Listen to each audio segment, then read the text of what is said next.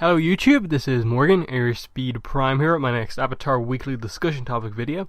This week I'm going to talk about what I feel should come after North and South in terms of Avatar comics, what characters should get the focus, what plots and so on, what they should do next, so just some kind of more into the future speculation on the Avatar comics.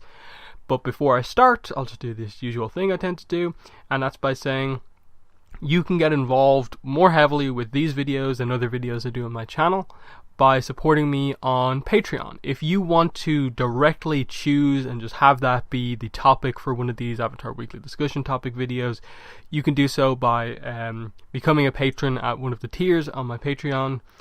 But also, if you want to be on the discussion with me, so like we'd record it over Skype, I'd upload it, that would be the video, me talking to you, a kind of discussion between the two of us on a topic of your choice. That's also a tier on my Patreon campaign. I've kind of slightly reworked some of the kind of how much each tier costs. I've kind of lowered most of them. So it's like, I think it's like $3 if you want to choose a topic. I think it's $7 if you want to be on the discussion with me. And then I think I changed the other one to $10 if you want to choose a topic for one of the podcasts that we do. But yeah, just let you guys know that if you really absolutely want to guarantee a discussion topic is covered, that's the best way to do it on Patreon. So yeah, that's linked in the description below. But yeah, let's get into this video speculating about the future of Avatar comics beyond North and South. The reason I'm doing this now, I don't think it was too long ago when I did something similar to this, but I think the description for North and South Part 3 could potentially set up some stuff going to the future. Obviously that description mentions that Zuko and Kuei become involved in the North and South conflict in that series at the end. And to me, that's a pretty big thing, because that means that you suddenly have the leaders of basically all of the nations involved here to some degree. You obviously have Hakoda as the effective leader of the South. I assume Arnuk will be mentioned at some point, or like Melina will mention that she is kind of acting under the authority of Arnuk or something like that. And then you obviously have the ruler of the Fire Nation, the ruler of the Earth Kingdom, and Aang is the effective ruler of the air nomads by virtue of being the only one at this point in time. So you have representatives from all of the nations involved in this conflict. I think they might do something to really properly start this potential idea of the United Republic of Nations, the United Nations and the United Forces, that sort of stuff, because this is really one of the first times we're seeing this many world leaders kind of come together for something.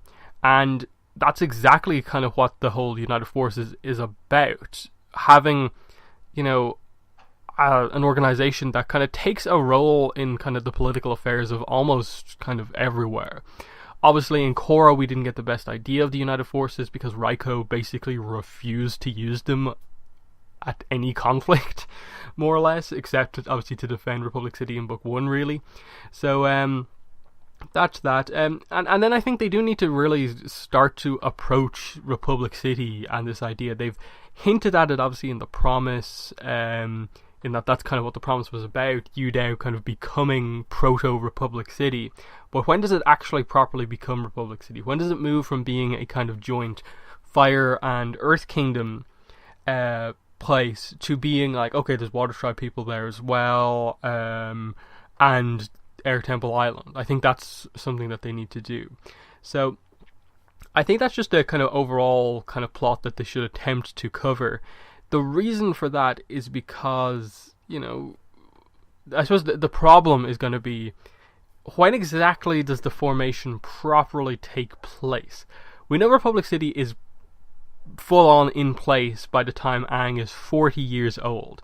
And it definitely seems to be the case that it's been that way for a while. Sokka, at the point during the Yukon incident, is the leader of the council. So he's obviously been on that council for a while at that stage, to be so respective and be able to kind of basically turn the trial in his favor, kind of make the decision in that trial. So it kind of begs the question, like, when exactly does Republic City kind of form officially? And how does that come about? We know that Aang and Zuko are like very heavily involved in that. I think early Korra stuff kind of told us that the two of them were really heavily involved in this, in that kind of coming into existence. So I kind of wonder, like, is that a closer to 40 thing for Aang, or is it like in his 20s or something like that? Either way, I really think there probably has to be a time skip in the comics at some point.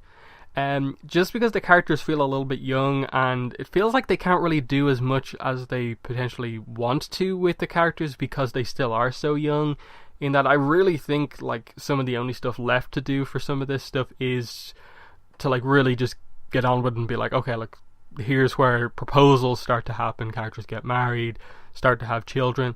That's the sort of stuff I think all the fans want to see. We want a bit of a look at like these characters, or Avatar: The Last Airbender characters' lives, their whole lives.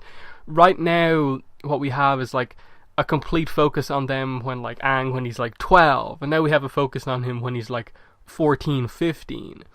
But can we get like more of like Aang when he's like 18, like early 20s, you know, starting a family with Katara? That's what we really want to see. Now, whether or not they'll do that or not, I'm not entirely sure, because of course they're not going to devote a whole comic series just to the kind of relationship stuff that we want. There has to be a plot there as well.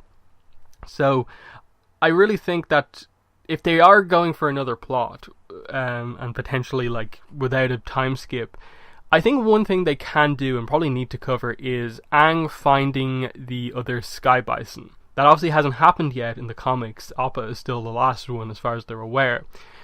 How does Aang properly discover the other Sky Bisons? Now, basically Book 2 of Korra kind of explains to us how this kind of comes about. And that Aang at some point seems to discover Bonti Island Village, whatever you want to call it, the place where Korra washed up, they had some Sky Bison to themselves, and the fire sages there were kind of raising them. That seems to be how they kind of bring Sky Bison back. I'd kind of like just a little plot where Aang discovers this, like Zuko potentially like discovers it traveling the Fire Nation or something like that, and tells Aang, and they kind of have a big thing there, and they're like, okay, there's hope for the air nomads and stuff like that. You know, me and Katara are going to start a family. We now have Sky Bisons. We have some lemurs. We have this island that, you know, all the world leaders are willing to kind of let us have as our kind of Air Temple Island. And that'd be a cool way to just start the kind of new Air Nation going forward. Now, the problem with that, of course, is, you know, how do you really make that into a, like, big story of its own? And that's not just, you know, Aang finding Sky Bison and being really happy. It kind of comes across as a little bit of a kind of short story, but as a, like, side plot to potentially something where, like, okay, maybe Zuko's dealing with Azula and stuff like that, and they come to the Fire Nation as a kind of, you know, Smoke and Shadow Part 2. You know, Smoke and Shadow 2, you know, the sequel to Smoke and Shadow, because obviously the stuff with Azula is set up, which I will get into in a moment, but, you know, I think they could potentially do that. But that's the sort of stuff I want to see the comics cover going forward. Just resolve a lot of these questions that we just have. Like, Druk, Zuko's dragon Druk. Where does he come from? Like, is it confirmed 100% to us that the ancient Sun Warrior artifact, the golden egg that Zuko picks up, that he says is alive, confirmed to us that did hatch into Zuko's dragon? Like, you need to do that, because Druk is just kind of there, like, and they roughly like hint that that's the case, but they never really explain it to us. Same with the Sky Bison. They don't really attempt to explain why they're back. They just roughly give you the explanation with the Korra discovering that herd of Sky Bison. So I'd like to see how these sort of things kind of, you know, transition over, because, you know, North and the South obviously is going to, you know, obviously tell us why the South is as built up as we see it in Korra, and that's a nice connection that it's going to make, establishing what happened after the war, the relationship between the North and South. That needs to be resolved. but there's still a lot of other things that, like, in the transition point between Avatar and Korra that we don't know about. In terms of bigger character stuff, like, please at some point get to the point of just confirming Mei and Zuko are the couple. Azumi is their daughter. Confirm that. And then, I think most importantly, like, tell us what on earth is up with Sokka. Like, did he and Suki get married or whatever? Did they ever have kids? What happened with regards to Sokka and his, like, relationships with people? We just know these little things about him, that he was the Southern Water Tribe representative on the council at some point, he was the chief at some point, and then he died. But that's it. Like, nothing is really said about Suki in that time period. And, like, we have, you know, that free comic Shells that highlights that they're still together, but their relationship really hasn't come across all that much in the last couple of years in the comics, and people are getting a little bit annoyed because it's a relationship we really care about. So, but the problem is that I can't really see them devoting a whole comic series to Sokka and Suki. Because to me, what I'd want that to be would be them kind of just saying, like, okay, we're taking a break from all this serious stuff. We're just going to travel the world together and, like, search for Sokka's space sword or something like that. And they just kind of travel around the place. Maybe some plot stuff happens. But that's what I'd like to see. You know, the other stuff, like, I suppose, when Republic City doesn't come into play, like, how does Toph go from being somewhat involved in her father's business to suddenly, I'm going to be the chief of police in Republic City? Like, that's a pretty big thing. How does she go to training metalbenders? And I think that that's the ultimate hope with this series, is that they continue it enough, they time skip when they need to, and they eventually get to a point where the Avatar comics are just covering the lives of our Avatar characters when they're older. Like, that's what I kind of want to see. I want to see stuff like Katara, you know, telling people that they need to outlaw bloodbending and make a big deal about it. See what happens in the early days of the formation of the United Republic and the United Forces and so on. You know, see our characters as they deal with the fact that they have children for the first time and so on. It is becoming a little bit frustrating that the comics right now are just directly continued off each other, and yes, they're doing stuff and they're really good, but they're very quickly going to hit a point where it just makes no sense for this many incidents to happen immediately one after the other. I think they kind of have to just say, like, okay, after North and South, one more series set directly after it to deal with Azula. Wrap up whatever we're doing with Azula.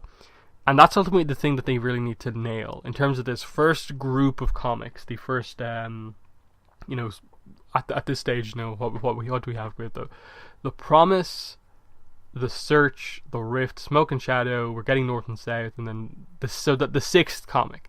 This first group of 6 comics, whatever they are, I think that has to be this current time period kind of thing. You wrap up whatever you're doing with Azula, and then you say, okay, things were calm for a while. They were planning stuff about United Republic. Time skip to the point where United Republic is properly being implemented. You know, characters are getting married, and you're changing some stuff, and you're giving the fans kind of what they want. This is kind of the sort of case where I'm just like, okay, this is the sort of fan service we actually need. Like a lot of people misuse the term fan service as just being, you know, like overly sexualizing characters, but really, like, this is the sort of fan service that we want. Just like, give us the characters in the time periods that we want, doing some of the things that we'd like to see. I want to see a little bit of that, but obviously keep the story content high as well. Outside of that, I'm not really sure what they're going to do, because they've been so vague about, like, the future of Avatar comics. It just seems right now that they're just doing one at a time, and they don't really have too big of a plan. Gene Yang has hinted here and there that there might be a time skip at some point, but beyond that, not really. And I think, you know, it is getting a little bit frustrating that we're just kind of almost like stuck in this time period and we should be moving on a bit. But they're still, you know, connecting a lot of these stories together. You know, I think the end of North and South is going to heavily reference the Promise, and we're going to, I think, set up some big stuff going forward. Other than that, I think, you know, a lot of stuff revolving around Republic City and the characters.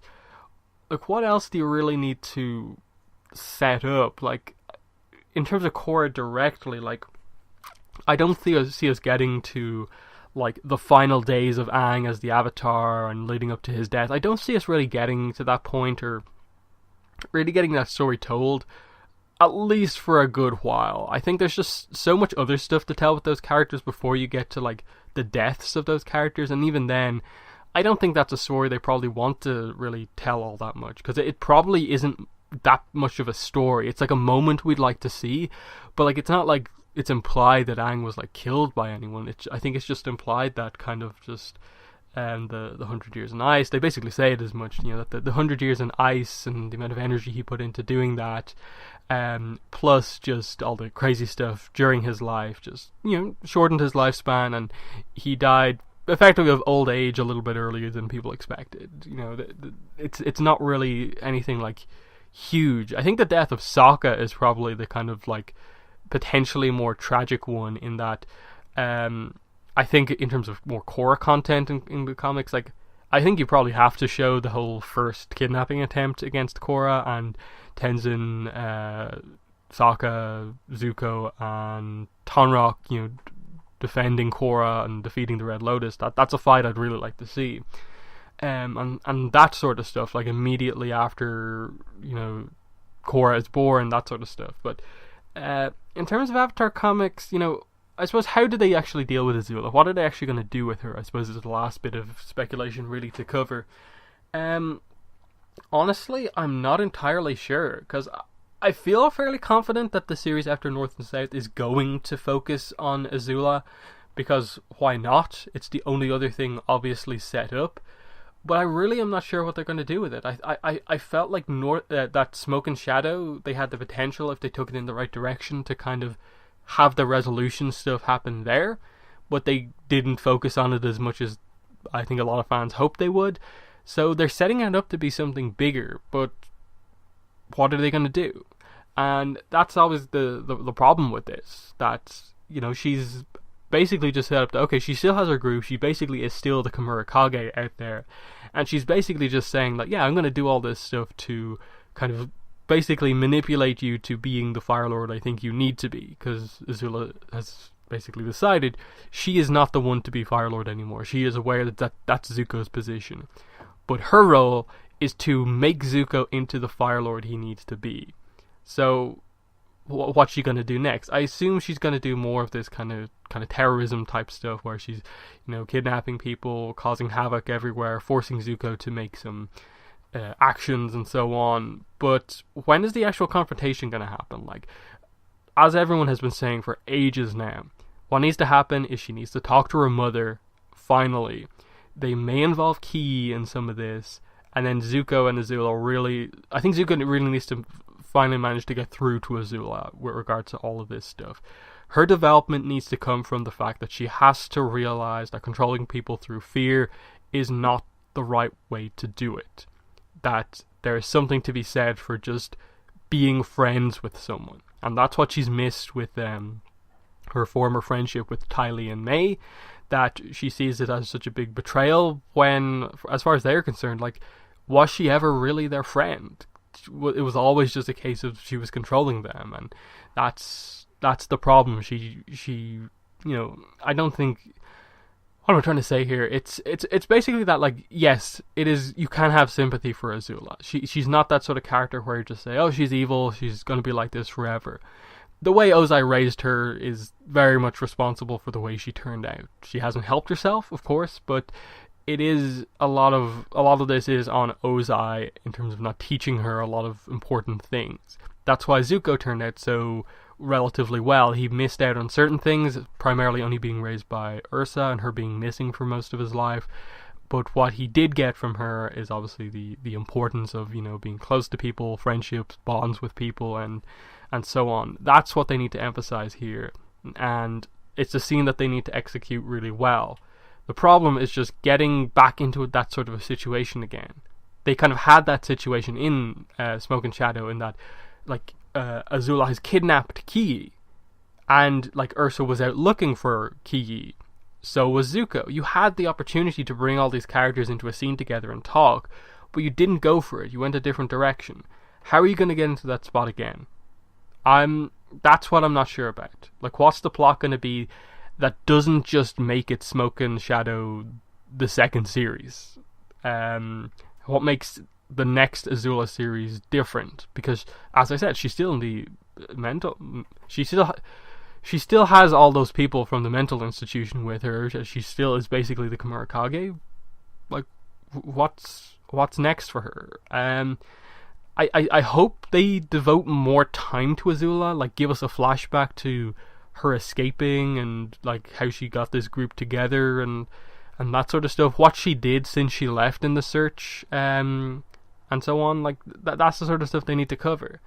So yeah, I'm just gonna end it there. There's probably a lot of stuff, little things that I kind of forgot to mention here, but I think in terms of the important stuff, that's kind of it. They just need to cover a lot of that stuff. Like I said, the animal stuff. Like I'd like to see them at some point address Druk, where all the other Sky Bison come from, because those basic ideas for stories are out there. Just when do they actually go for those stories?